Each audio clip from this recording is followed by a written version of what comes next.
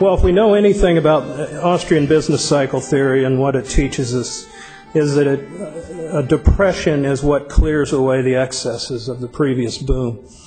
And if we've had an excess in anything during the last boom, it was in houses.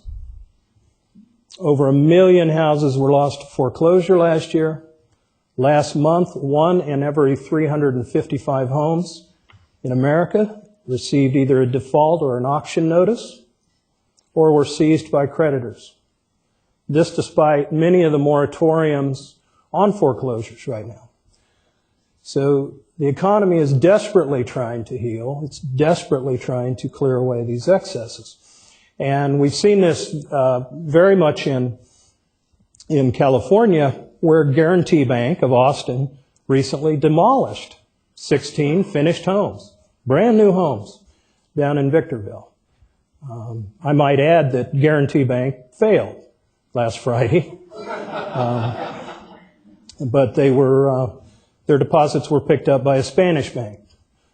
So I'm sure the Spanish bankers maybe know what to do a little better than the guys down in Austin. But these are homes that were sold from $280,000 to $350,000, brand new, never been lived in, and they just went ahead and tore them down. You may have seen the video of it on YouTube. But this isn't the only example. Here in California, there's only over 9,400 homes, projects of 9,400 homes that have been stopped, have been halted, essentially at the house stage or at the finished building lot stage. 250 residential developments here in California have been stopped. And the residential meltdown is nowhere close to being over with. There's a reported 1 million house overhang in the market nationwide. But the misguided attempts by government keep coming. We have a $10,000 credit that you can receive in California if you buy a new home. So while brand new homes are being bulldozed in Victorville, you can get a $10,000 tax credit if you buy another redundant new home from the state of California, which we know how flush the state of California is at the moment. So we've got this tremendous overhang. The demand for homes appears to be somewhere around 300,000 a year, yet 500,000 new homes are being started. Now, until recently, home ownership in the United States was only a dream for most people. Most people didn't buy homes. From 1900 to 1940, fewer than half of all Americans owned their own home. Home ownership rates fell in 3 of the first 4 decades of the 20th century. And the difference was, whereas today, if a young person gets a job and some steady income, they will immediately obligate themselves for 30 years and go out and buy a new home. Now, their great-grandfathers would have saved money for 30 years and then bought a house for cash eventually. But this has been turned completely on its head. And how did this all happen? How did this boom in housing, this subsidy for housing happen? Whereas 70% of Americans now own their own home. And Thomas Segru, who's a history and professor at the University of Pennsylvania, puts it quite succinctly. We are a nation of homeowners and home speculators because of Uncle Sam. Before 1929, the government played very little role in the housing market. In fact, the only legislation there was in the tax code of 1913, where you were able to deduct your mortgage interest. But other than that, they didn't become involved. If you got a mortgage, you had to put 50% down. The loan would only go for 3 to 5 years. And there was a stigma attached, right? I mean, there was a stigma if you had a mortgage. In fact, when people paid off their mortgage, there was mortgage burning parties. I don't know about you, but I haven't ever been invited to a mortgage burning party. So what you had was two types of homeowners: the wealthy who paid cash, or you had working people who were able to buy some land and build their own home. That's the way housing was. And even the rich rented because they felt like there was better uses for their cash than to tie it up in a home. But this all changed in the Depression. It's all changed. New housing starts had fell 95% between 1928 and 1933. Half the mortgages were in default. And no matter what you read, the truth is Herbert Hoover did not sit idly by. He signed the Federal Home Loan Bank Act in 1932, and that was just one of the many government intrusions into the housing market. In his first 100 days, FDR introduced the Homeowners Loan Act of 1933, and that was to extend relief to homeowners who couldn't pay their mortgages. There were 1,000 urban mortgages being foreclosed on a day. The bill created the Homeowners Loan Corporation that provided loans at 5% interest and lengthened repayment schedules to help out foreclosed buyers. I would think by now this is all sounding very familiar, right? The government loans were capped, though. It was only for middle income or poorer people. So they capped these loans at $20,000, which doesn't sound like much, but when you translate it into 2009 dollars, that's about $320,000. Now, when he signed the bill, Roosevelt urged lenders to institute a moratorium on foreclosures until the program could get up and running. Now, according to a recent biographer, Adam Cohen, who's quite taken with FDR, by the way, he said this new law was a great success. The HOLC was soon to hold 1/5 of all urban mortgages. The FHA was created a year later, in 1934. This set standards for home construction, and it instituted 25 and 30-year mortgages and cut interest rates.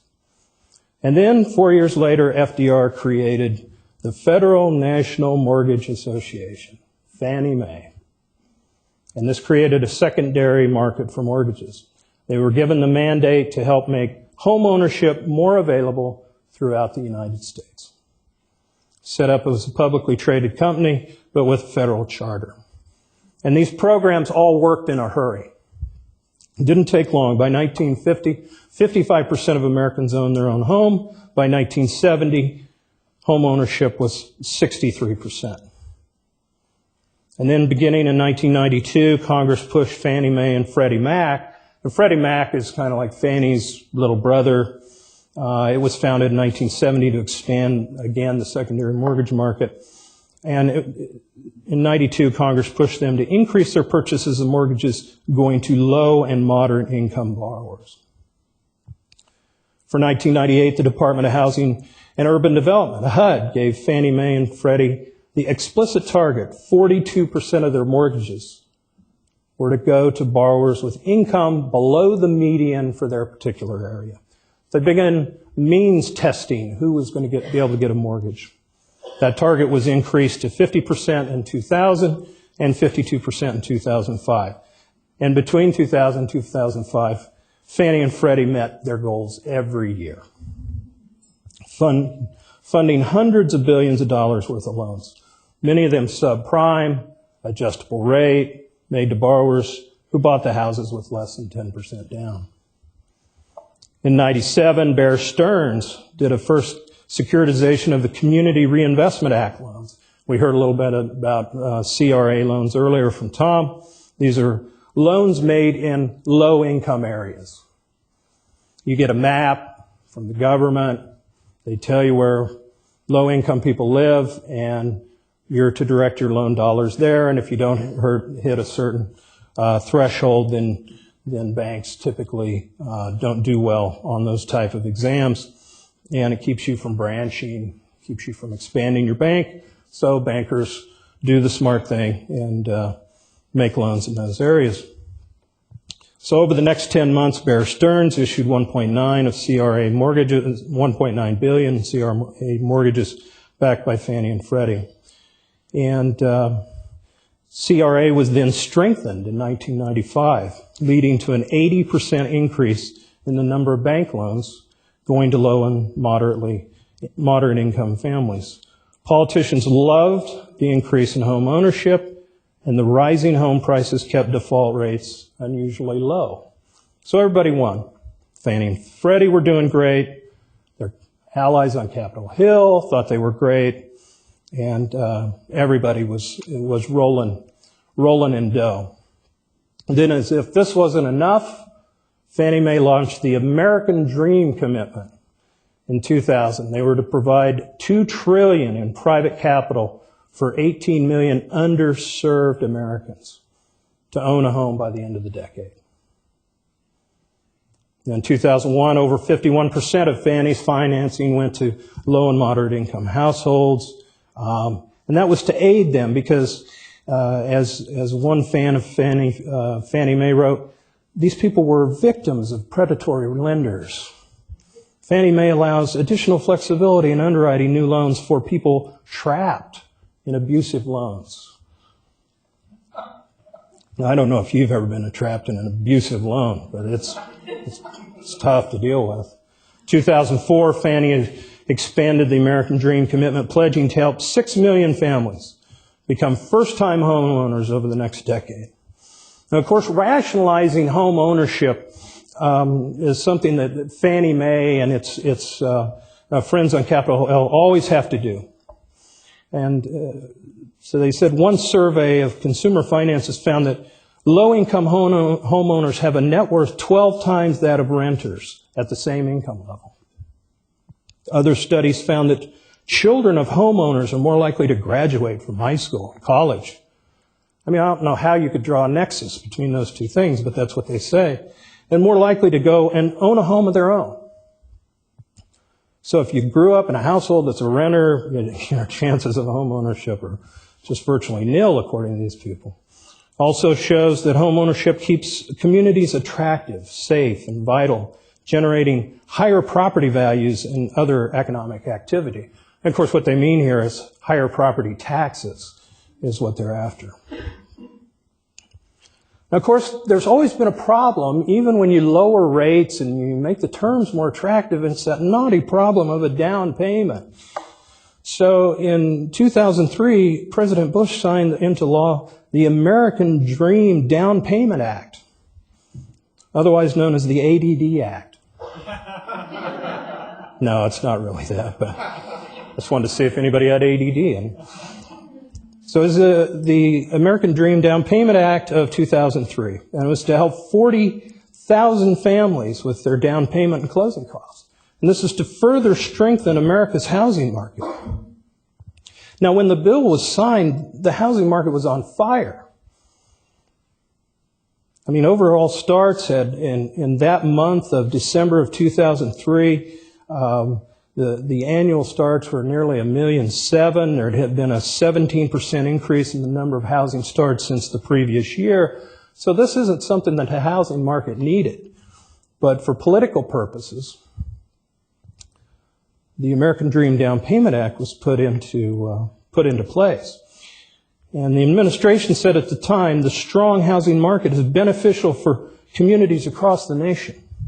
American families have been refinancing due to the lowest mortgage rates in 45 years, saving hundreds of millions of dollars a month in their home payments. And the U.S. home ownership rate was 68.4% in the third quarter. That was the highest level ever at that point.